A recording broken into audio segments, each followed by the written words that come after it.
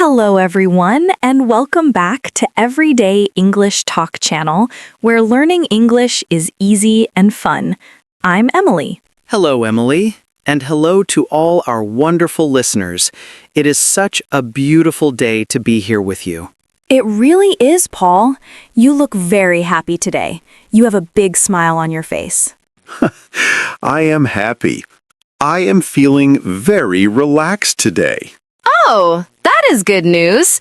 Why are you so relaxed? Well, this morning I went for a long walk. I went to the park near my house. That sounds lovely. Was it sunny?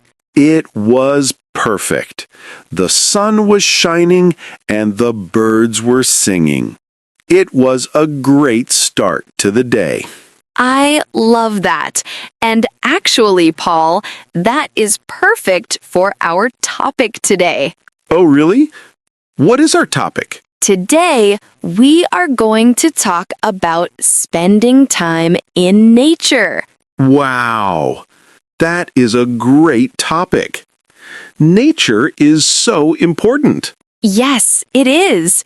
We will talk about why nature is good for you, and we will learn some English words for outdoor activities. I like it. We can talk about hiking and picnics. Yes, and we will talk about how nature helps your mind. Excellent.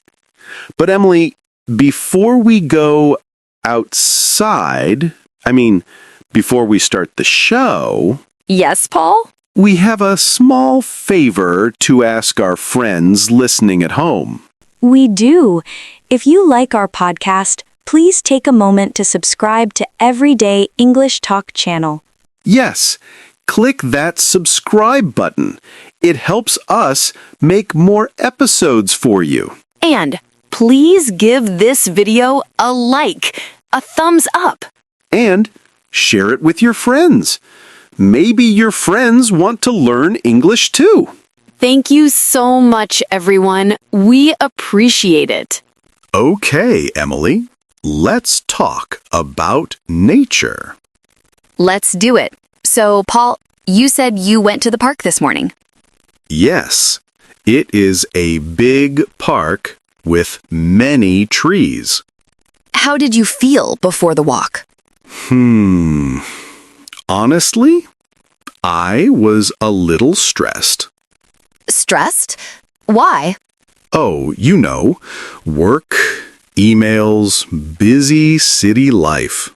Sometimes my brain feels full. I understand that completely. Modern life is very fast. It is, but after 10 minutes in the park, I felt different. How did you feel? I felt calm. The stress just went away. That is the magic of nature. It is very good for our mental health. Mental health. That is an important phrase. It means how our mind feels, right? Exactly. Just like we exercise for our body, we need nature for our mind. I agree. When I hear the wind in the trees, I relax. Me too. There is a word for this. It is called mindfulness. Mindfulness? That is a big word. What does it mean? It means being in the moment, not thinking about tomorrow, not thinking about work, just being here, now. Ah, I see. So when I look at a flower and I only think about the flower, that is mindfulness? Yes, you are not checking your phone. You are just looking at the flower. That brings up a good point. Phones. Oh, yes, our phones. We look at them all day. We do. I look at my computer for work and then my phone for messages. My eyes get tired. Mine too. Nature is the perfect place for a digital detox. Digital detox. I like that. It means taking a break from technology? Yes, when you go to the forest or the beach, you should put your phone away. Put it in your pocket? Or leave it in your bag. Don't look at Instagram. Look at the sky. That is good advice. The sky is more beautiful than Instagram. It really is. It helps us reconnect with the real world. The real world, yes. The grass, the trees, the water, that is real. So, Paul, walking in the park is one activity. What else can we do in nature? Oh, there are so many things. My favorite is hiking. Hiking. Can you explain what hiking is? Sure. Hiking is like walking, but usually in the mountains or the forest. It is a long walk. Is it difficult? It can be. Sometimes the hills are very high. You need good shoes. Good shoes are very important. You don't want sore feet. No. I wear big boots when I go hiking, and I bring a backpack. What is in your backpack? Water, lots of water, and maybe a map. A map is good. You don't want to get lost in the forest. No, definitely not. But I love hiking because of the view. The view? Yes. When you walk to the top of the hill and you look down, wow, it is beautiful. I can imagine. You can see everything. Exactly. It makes you feel strong. You climbed the mountain. I like walking, but I prefer sitting. Sitting is good too. So, what is your favorite activity? I love picnics. Picnics, of course. You love food. I do. To me, a picnic is the perfect afternoon. Tell us about your perfect picnic. Okay, first I need a big blanket. To put on the grass? Yes, a nice, soft blanket. Then I need a basket. A picnic basket. Classic. And what is inside? Sandwiches. Delicious sandwiches with cheese and tomato. Sounds good. And fruit. Apples, grapes, maybe some strawberries. Very fresh. And something cool to drink, like lemonade or iced tea. That sounds wonderful, Emily. Sitting in the sun, eating good food. And reading a book. That is the best part. Reading under a tree. That is very relaxing. But Emily, what about the ants? Oh, the ants. Yes, they like picnics too. They want your sandwich. I try to be nice to them, but yes, insects are part of nature too. True. If you are in their home, you have to say hello. Hello, Mr. Ant. Please do not eat my strawberry. Exactly. So, we have hiking and picnics. What about camping? Camping. This is sleeping outside, right? Yes, you sleep in a tent. A tent. That is a small house made of fabric. Yes. Do you like camping, Emily? I want to like it, but I am a little scared of the dark. The forest can be very dark at night. And the noises. You hear hoot hoot or crunch crunch. It is just an owl. Or maybe a rabbit. Or a bear. Maybe. But camping is fun. You can make a fire. A campfire? Yes, you can sit around the fire, it is warm, and you can look at the stars. Oh, the stars. That is true. In the city, we cannot see many stars. No, too many lights, but in the nature, the sky is full of stars. It is magic. That sounds beautiful. Maybe I will try camping, if you come with me to protect me from the bears. I will protect you, Emily, I promise. Thank you, Paul. Another fun thing to do is biking. Biking? You mean riding a bicycle? Yes, many parks have paths for bicycles. That is great exercise. It is, and it is fast. You can see a lot of nature in a short time. I like biking. The wind in your hair, it feels very free. Yes, freedom. That is a great word for nature. You feel free. We're talking about English. Can nature help us learn English? That is a very interesting question. I think yes. How? Well, you can practice vocabulary. Give me an example. Okay, when you walk in the park, look around. What do you see? I see a tree. I see a flower.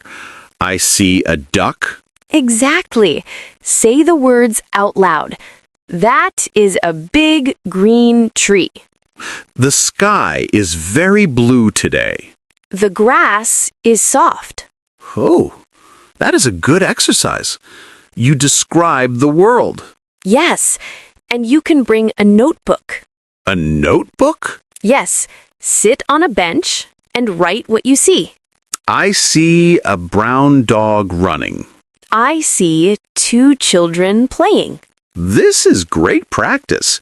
It is calm and you have time to think. And you are not looking at a screen. True. Also, nature is great for social connections. You mean being with friends? Yes, sometimes sitting in a coffee shop can be loud. That is true. It is hard to hear. But walking in nature, it is quiet. It is easy to talk. And you don't need to look at each other all the time. You're walking side by side. Yes, for some people, that is easier. You walk and you talk. It is less pressure. Exactly. I often have my best conversations with friends when we are hiking. Or at a picnic. Yes, or eating cheese sandwiches. Paul, what if I don't live near a big forest? What can I do? That is a good question. Not everyone lives near mountains. Some people live in big cities with only tall buildings. But usually there is a small park or even a garden. Or maybe just a tree on your street? Yes, even one tree is nature. You can look at the leaves. You can watch the seasons change. Green in summer, orange in autumn. Exactly.